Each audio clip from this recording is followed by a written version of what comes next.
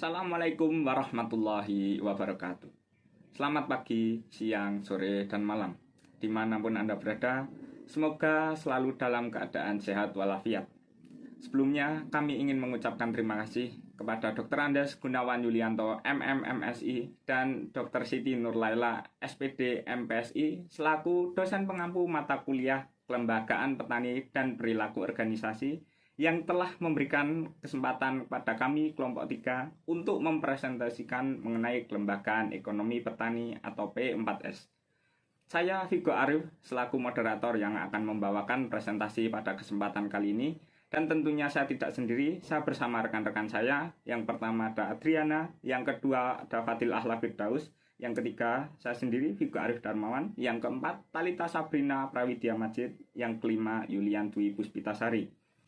Kami akan memaparkan materi mengenai pengertian Kelembagaan Ekonomi Petani, Kelembagaan Ekonomi Petani atau P4S, asas dan prinsip P4S, fungsi dan syarat pembentukan P4S, dan pelaksanaan P4S. Untuk itu langsung saja kita masuk pada materi pertama, yaitu pengertian Kelembagaan Ekonomi Petani dan P4S yang akan dibawakan oleh Mbak Adriana. Kepada Mbak Adriana, waktu dan jaringan saya persilahkan. Terima kasih kepada moderator yang telah memberikan waktunya.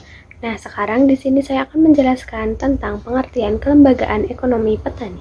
Kelembagaan Ekonomi Petani adalah kelembagaan petani baik yang berbadan hukum maupun yang tidak berbadan hukum, yang memiliki kegiatan usaha tani dari hulu sampai hilir di sektor pertanian, yang ditumbuh kembangkan oleh, dari, dan untuk petani guna meningkatkan skala ekonomi yang menguntungkan dan efisien usahanya.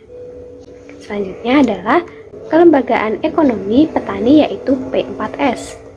P4S ini adalah Pusat Pelatihan Pertanian dan Perdesaan Swadaya, yang merupakan lembaga pelatihan dengan metode permagangan pertanian dan pedesaan yang didirikan, dimiliki, dan dikelola oleh petani secara swadaya baik perseorangan maupun kelompok. Tujuan dari pembentukan P4S ini adalah untuk mempercepat akses dan penerapan informasi teknologi pembelajaran petani beserta keluarganya sesuai kondisi nyata di lapangan. Dengan adanya 4S ini, petani diharapkan mampu meningkatkan produktivitas, pendapatan, dan keluarganya. Hanya itu bisa saya sampaikan, saya kembalikan kepada moderator. Terima kasih. Terima kasih kepada Mbak Adriana. Selanjutnya adalah materi asas dan prinsip P4S yang akan dibawakan oleh Mbak Talita. Pada Mbak Talita, waktu dan jaringan, saya persilahkan. Terima kasih atas waktu dan jaringan yang telah moderator berikan kepada saya. Materi selanjutnya adalah asas dan prinsip P4S. P4S memiliki 6 asas dan 5 prinsip. Asas yang pertama yaitu keswadayaan. P4S dikembangkan dengan tetap menjaga kemandirian melalui kemampuan memecahkan sendiri masalah yang dihadapi. Yang kedua, asas demokrasi. Dalam melaksanakan setiap kegiatan, pengelola P4S dan pengguna jasa mengadakan kesepakatan dan keterlibatan bersama secara aktif. Asas yang ketiga, asas kekeluargaan. P4S tumbuh dan berkembang sebagai satu kesatuan keluarga yang utuh. 4. Asas kemanfaatan. Keberadaan P4S dapat memberikan manfaat bagi masyarakat sekitar dan pengguna jasa lainnya. 5. Asas keterpaduan. Penumbuhan dan pengembangan P4S merupakan bagian dari pembangunan pertanian dan pedesaan sehingga tercapai keselarasan dan keserasian. 6. Asas kesederhanaan. Pelatihan di P4S dilaksanakan secara sederhana dan bertahap sesuai dengan kebutuhan penggunaan jasa. Selanjutnya, untuk prinsip P4S. Yang pertama, prinsip kemandirian.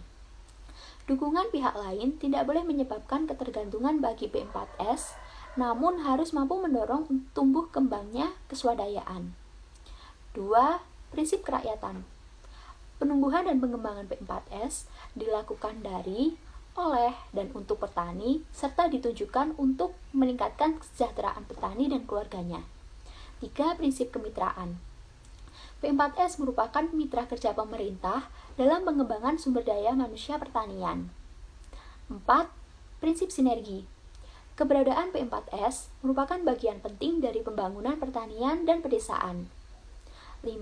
Prinsip berkelanjutan. Aktivitas P4S dilaksanakan sesuai kemampuan dan kondisi setempat secara berkelanjutan. Sekian, waktu dan jaringan saya kembalikan ke moderator. Terima kasih kepada Mbak Talita atas materi yang telah disampaikan. Selanjutnya adalah materi fungsi dan syarat pembentukan P4S yang akan dibawakan oleh Mbak Yulian. Pada Mbak Yulian, waktu dan jaringan saya persilakan. Baik, terima kasih kepada moderator yang telah memberikan waktu dan jaringannya kepada saya. Di sini saya akan menjelaskan tentang fungsi dan juga syarat pembentukan P4S. Yang pertama, saya akan menjelaskan tentang fungsi dari P4S. Fungsi dari P4S antara lain yaitu sebagai pelatihan, permagangan, dan juga untuk bisnis. Pelatihan di sini dimaksudkan yaitu P4S sebagai tempat pelatihan swadaya dalam meningkatkan kemampuan petani dan masyarakat sekitar. Yang kedua yaitu permagangan. Dimaksudkan di sini yaitu P4S sebagai tempat permagangan bagi pelajar, mahasiswa, dan juga masyarakat untuk memberikan pengalamannya di bidang pertanian. Yang ketiga yaitu bisnis. Yang dimaksudkan di sini yaitu P4S melakukan kegiatan bisnis produk pertanian dalam rangka meningkatkan ekonomi dan pendapatan petani di sekitarnya. Yang selanjutnya saya akan menjelaskan tentang syarat pembentukan P4S. Persyaratan pelayanan minimal yang harus dipenuhi untuk suatu P4S adalah sebagai berikut. Yang pertama yaitu memiliki lahan atau kegiatan usaha tani atau agribisnis atau industri pedesaan yang layak dicontoh, ditiru, dan dipelajari oleh petani atau masyarakat lainnya. Yang kedua yaitu memiliki fasilitator, baik pengelola P4S sendiri maupun dari dinas atau instansi pemerintah atau swasta yang terkait. Yang ketiga yaitu memiliki papan nama P4S dengan alamat yang lengkap. Yang keempat yaitu memiliki kepengurusan P4S yang dilengkapi dengan rincian tugas serta tanggung jawab masing-masing secara jelas. Yang selanjutnya yaitu mempunyai peralatan pertanian sederhana sesuai jenis usahanya. Yang keenam yaitu melayani masyarakat untuk kegiatan magang, berlatih, belajar, atau berkunjung. Yang ketujuh yaitu melakukan pembukuan administrasi untuk P4S, antara lain yaitu buku tamu, buku peserta pelatihan, stempel, buku notulen rapat, buku daftar petani atau kelompok tani binaan, buku nota kerjasama atau kemitraan, dan yang terakhir yaitu buku administrasi, keuangan, dan buku kegiatan. Baik, terima kasih. Waktu dan jaringan saya kembalikan kepada moderator. Terima kasih kepada Mbak Yulian. Selanjutnya adalah materi pelaksanaan P4S yang akan dibawakan oleh Mas Fadil. Pada Mas Fadil, waktu dan jaringan saya persilahkan. Terima kasih kepada moderator telah memberikan saya kesempatan untuk menyampaikan materi. Jadi di sini saya akan menyampaikan materi atau fakta lapangan tentang P4S yang ada di domisili saya. Jadi di Kabupaten Temanggung, tepatnya di Kecamatan Tembarak, terdapat usaha tani hortikultura. Di situ usaha taninya bergerak dari hulu sampai hilir. Jadi ada budidayanya, ada produksinya, pengemasan produk, sampai pemasaran produk yang sudah dikemas. Jadi di usaha tani ini sudah mendapatkan kontrak atau kemitraan dari buyer atau channel-channel yang akan membeli produk ini. Kemudian setelah dirasa sudah memenuhi syarat untuk mengajukan P4S seperti ada budidayanya, ada tempat usahanya, ada lahannya, ada SOP dari usaha taninya, dan itu dilihat dari pemasarannya juga mampu berkembang atau tidak.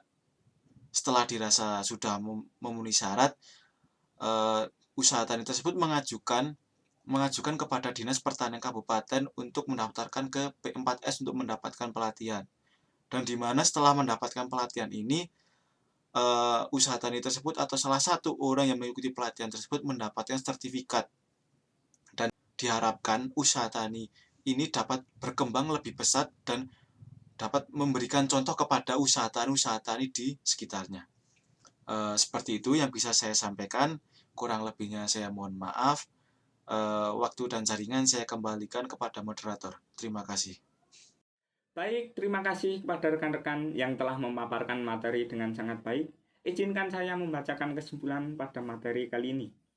Pusat Pelatihan Pertanian dan Pedesaan Swadaya atau P4S adalah lembaga pelatihan pertanian dan pedesaan yang didirikan, dimiliki, dikelola oleh petani secara swadaya, baik perorangan maupun berkelompok, dan diharapkan dapat secara langsung berperan aktif dalam pembangunan pertanian melalui pengembangan sumber daya manusia pertanian dalam bentuk pelatihan atau permagangan bagi petani dan masyarakat di wilayahnya.